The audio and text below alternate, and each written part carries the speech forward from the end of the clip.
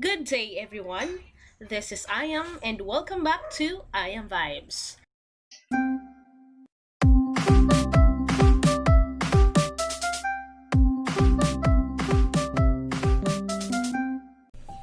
Welcome to our introduction to the philosophy of the human persons class. For today's lesson, we are going to discuss philosophy and disability. This lesson shall look more deeply into the appreciation for the talents of persons with disabilities and those from the unprivileged sectors of society.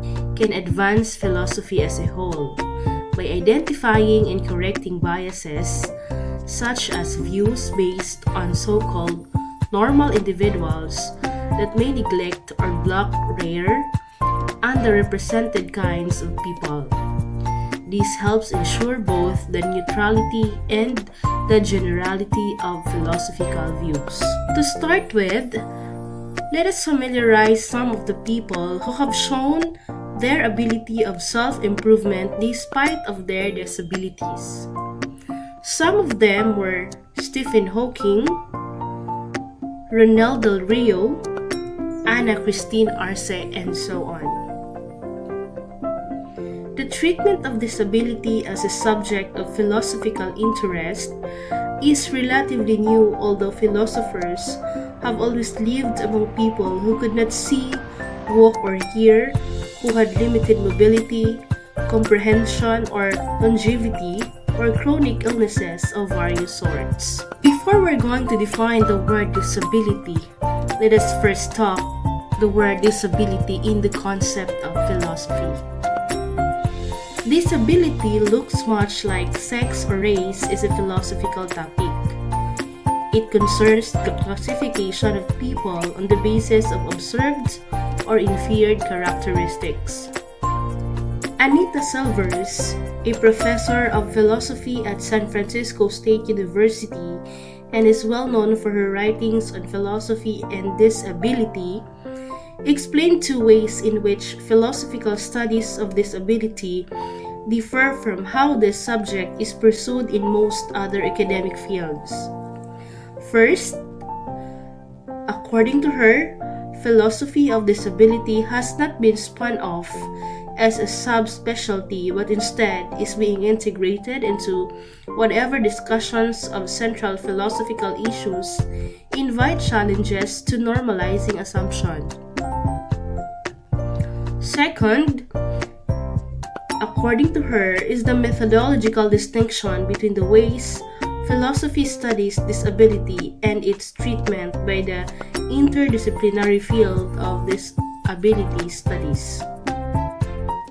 For the demand to redefine or refine and elevate thinking about our personal and cultural responses to disability becomes ever more pressing as we face the social policy implications of our capacity for biological intervention, as well as an increasing population of weak, elderly people and disabled people.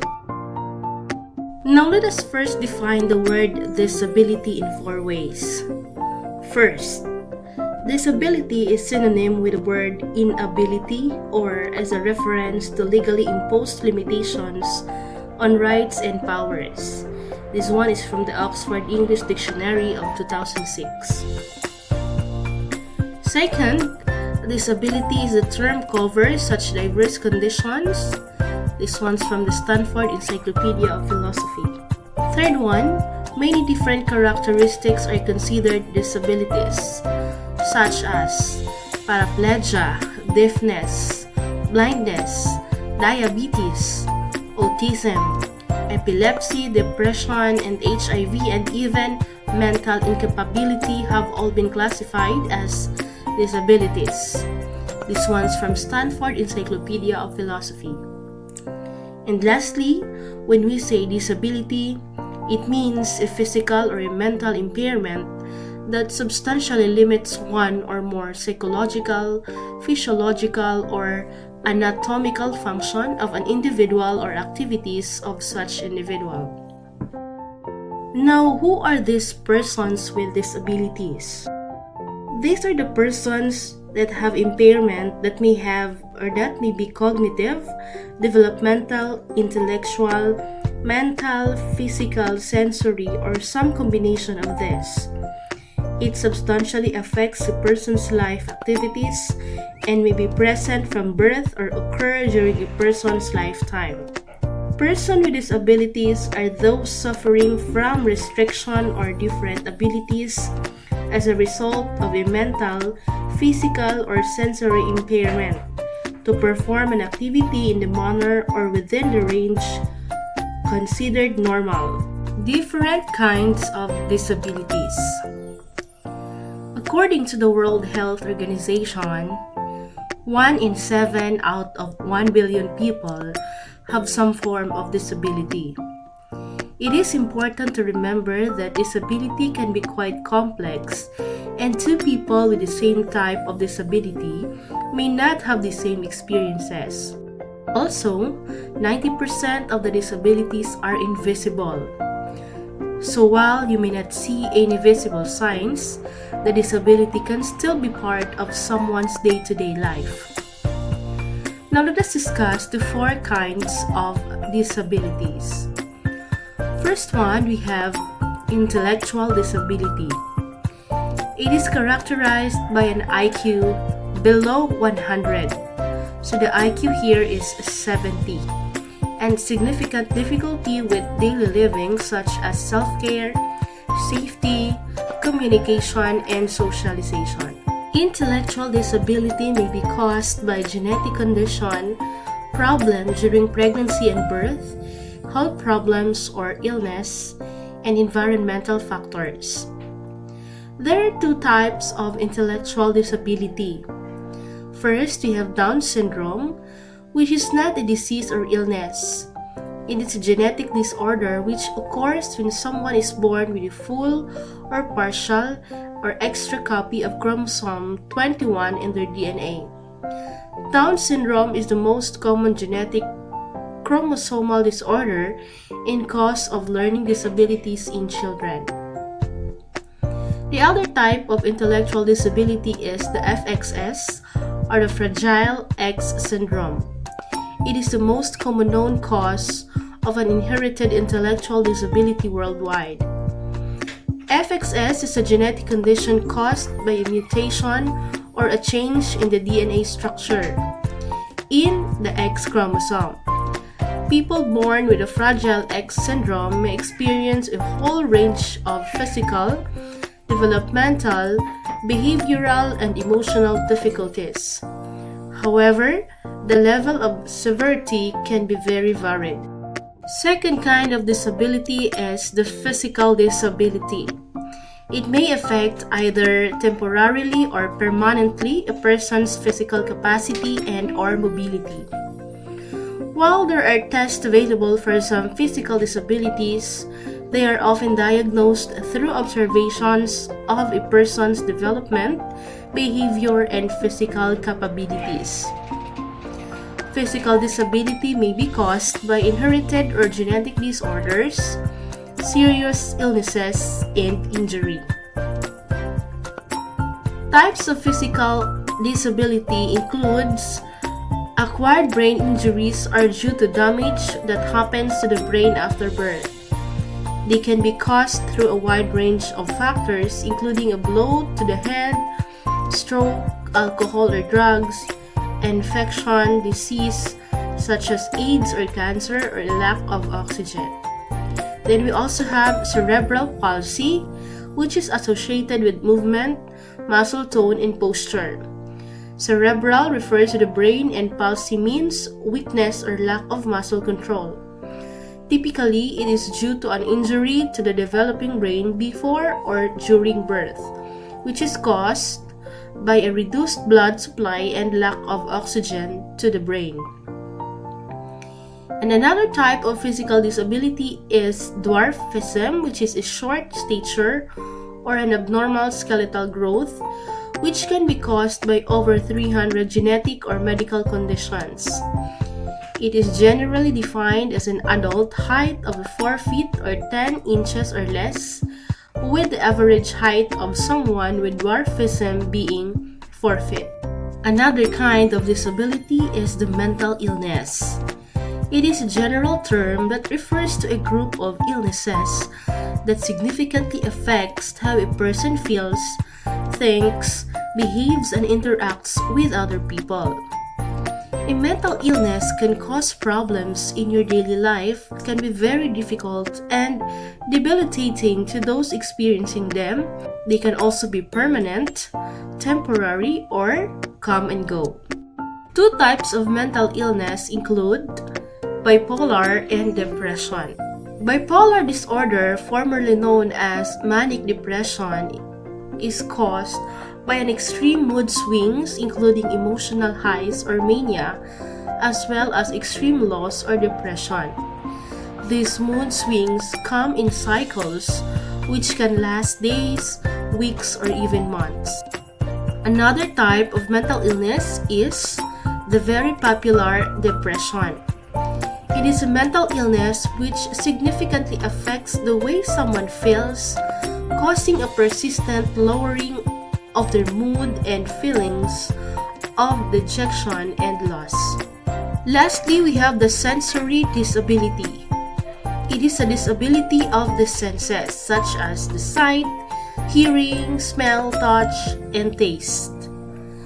As 95% of the information about the world around us comes from our sight and hearing, a sensory disability can affect how a person gathers information from the world around them.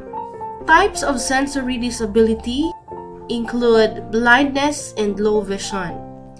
A person is considered legally blind if they cannot see at 6 meters what someone with normal vision can see at 60 meters, or if their field of vision is in less than 20 degrees in diameter. A person is said to have low vision when they have permanent vision loss which affects their day-to-day and cannot be corrected with glasses. Another thing is hearing or deafness. It is also known as hearing impairment or hearing loss. It is a partial or total inability to hear. If someone has very little or no hearing, the term deaf may be used. Damage to any part of the external, middle, or inner ear can cause hearing loss, which can range from being mild to profound. How challenging do you think is the COVID-19 pandemic for the people with disability? What do you think are the advantages and disadvantages in the Philippine education for students with disability? And which among of the types of disabilities do you think is the most challenging? Now let us proceed to the inspiring stories of persons with disability. That despite of the challenges that they still have the chance to inspire other normal people. Let us inspire the story of Gilda Quintua-Nakahara, a successful deaf entrepreneur. To run her business and talk to people, Gilda uses her hands either through pen and paper or Filipino Sign Language. The definition of a successful deaf entrepreneur, she runs a travel and tour business called Nakahara Lodging and Travel Agency. Catering to those like her, it is primarily a travel service for deaf people and around the world. They also provide services for hearing people.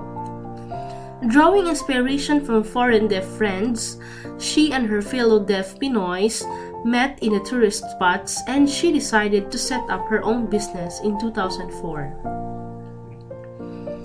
In 2007, she was recognized at the Go Negosyo Caravan for People with Disabilities in De La Salle College of St. Benilde. Aside from all of this, Gilda was helped establish a deaf organization in her province of Eastern Samar. Another inspiring story to hear is from President Franklin Roosevelt. He is a beloved U.S. president who helped guide the nation successfully through World War II. President Franklin Delano Roosevelt is considered a great president, and the entire time he was in the office, FDR was also a wheelchair user. Upon starting his political career in Gusto, he contracted polio while drinking water at a campground and became paralyzed from the waist down. FDR proved paralysis was not a roadblock to being a great leader. Disability and unprivileged situations in everyday thought are associated with failure, with dependency, and with not being able to do things. The unprivileged people, like a security guard, are sometimes overlooked assets during disaster response who are always taken for granted. We feel sorry for these people because we imagine it must be miserable to be disabled and unprivileged.